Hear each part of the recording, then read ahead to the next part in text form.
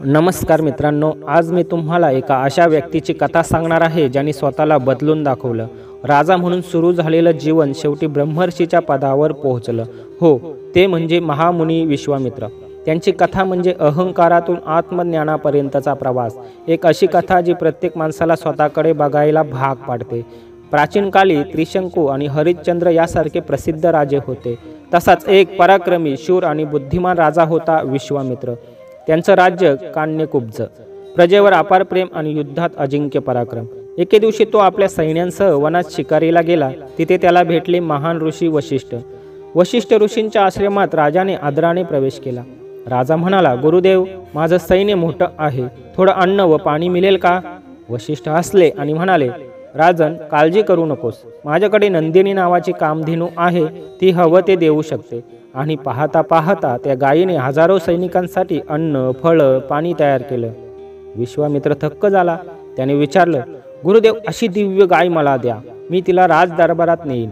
वशिष्ठ म्हणाले, राजन, ही कामधेनू आश्रमाची आहे, ती तपश्चर्याचं फळ आहे, ती विकत घेता येत नाही। पण विश्वामित्राला सत्ता, सामर्थ्य, अहंकार याचं मादकत्व आलं होतं।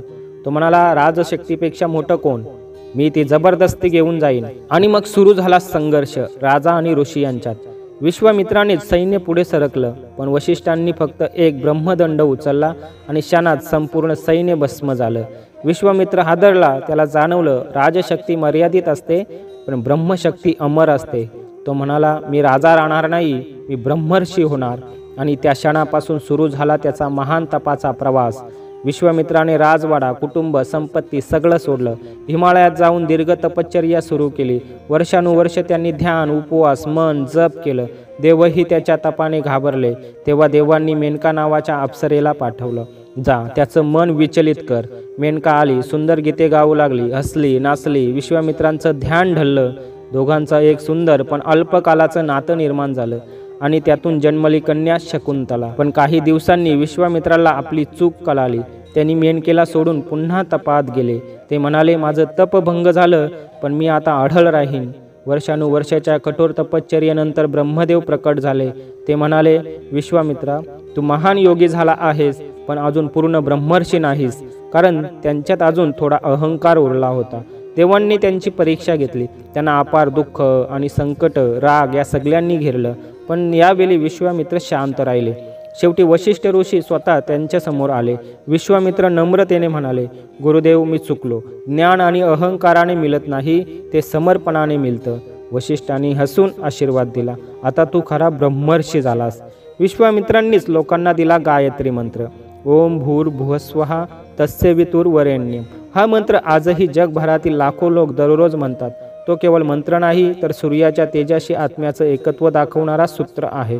असं म्हणतात की विश्वामित्रांनीच हा मंत्र तपश्चर्येच्या अग्नीमधून प्रकट केला। विश्वामित्र ऋषींचं योगदान अतुलनीय आहे। त्यांनी केवळ वेदांमधील मंत्र नव्हे, तर मानवतेचं तत्वज्ञान दिलं। त्यांनी शिकवलं, खरा पराक्रम तलवारीत नाही, तो आत्मसंयमात आहे।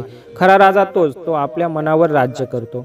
त्यांनी श्रीरामाला आणि लक्ष्मणाला राक्षसांविरुद्ध लढायला शस्त्रविद्या शिकवली। म्हणजेच विश्वामित्र हे श्रीरामांचे पहिले गुरु होते। मित्रांनो, विश्वामित्रांची ही कथा आपल्याला एकच गोष्ट शिकवते, अहंकार कितीही मोठा असला तरी तो एका क्षणी कोसळतो, पण जेव्हा माणूस स्वतःच्या मर्यादा ओलांडतो तेव्हा तो देवत्वाला पोहोचतो। विश्वामित्र हे स्वतःला घडवणाऱ्या माणसाचं प्रतीक आहेत। राजा ते ऋषी हा प्रवास फक्त त्यांचाच नाही, तर प्रत्येक मनुष्याच्या आत्मप्रकाशाचा मार्ग आहे। म्हणूनच जेव्हा पुढच्या वेळी तुम्ही गायत्री मंत्र म्हणाल, तेव्हा लक्षात ठेवा, तो मंत्र एका राजाने आपल्या अहंकाराला जाळून ब्रह्मत्वाच्या तेजातून दिला आहे। धन्यवाद।